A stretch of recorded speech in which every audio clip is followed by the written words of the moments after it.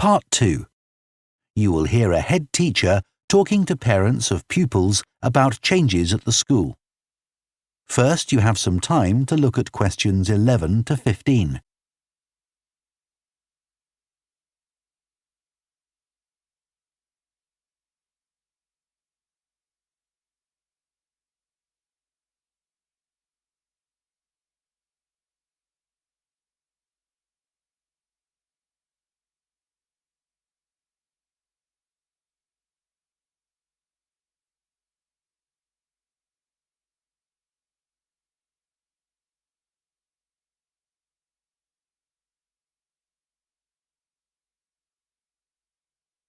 Now listen carefully and answer questions 11 to 15. Good morning, and thank you for coming here today. I'd like to bring you up to date with changes in the school that will affect your children. As you know, the school buildings date from various times, some from the 1970s, some from the last 5 years, and of course, Dartfield House is over a century old. It was commissioned by a businessman, Neville Richards, and intended as his family home, but he died before it was completed. His heir chose to sell it to the local council, who turned it into offices. A later plan to convert it into a tourist information centre didn't come about through lack of money, and instead it formed the nucleus of this school when it opened 40 years ago.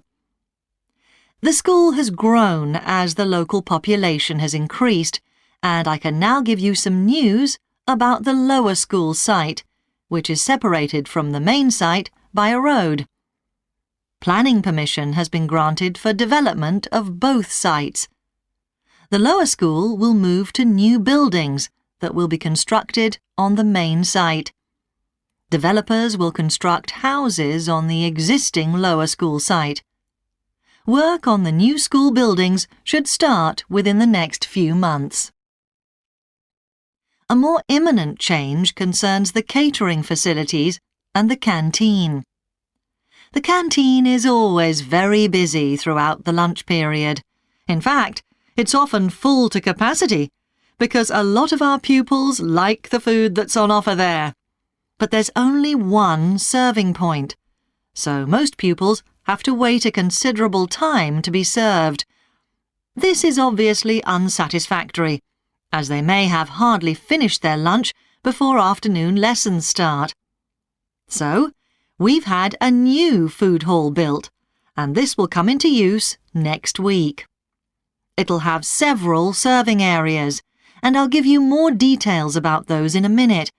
But one thing we ask you to do to help in the smooth running of the food hall is to discuss with your children each morning which type of food they want to eat that day, so they can go straight to the relevant serving point. There won't be any junk food, everything on offer will be healthy, and there's no change to the current system of paying for lunches by topping up your child's electronic payment card online. You may be wondering what will happen to the old canteen. We'll still have tables and chairs in there, and pupils can eat food from the food hall or lunch they've brought from home. Eventually, we may use part of the canteen for storage, but first, we'll see how many pupils go in there at lunchtime. Before you hear the rest of the talk, you have some time to look at questions 16 to 20.